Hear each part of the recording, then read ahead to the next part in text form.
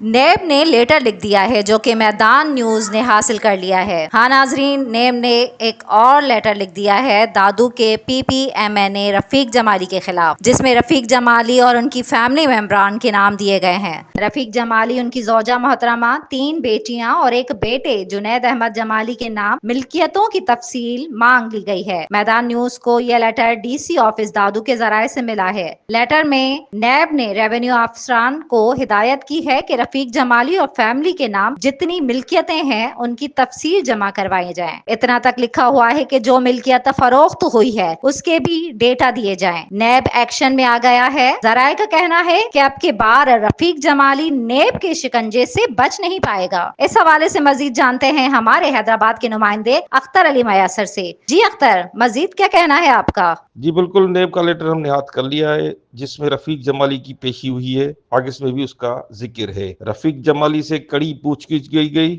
گھنٹوں تک اس کو نیب افسران نے بٹھائے رکھا تھا۔ اس کے ساتھ ساتھ لیٹر میں واضح لکھا ہوا ہے کہ نیب افسران نے ریونیو افسران سے رفیق جمالی کی فیملی کے نام جو بھی ملکیتیں ہیں اس کا بھی تفصیل مانگ لیا ہے۔ لگتا ہے ایسا ہے کہ اس بار نیب رفیق جمالی کو چھوڑنے والا نہیں ہے۔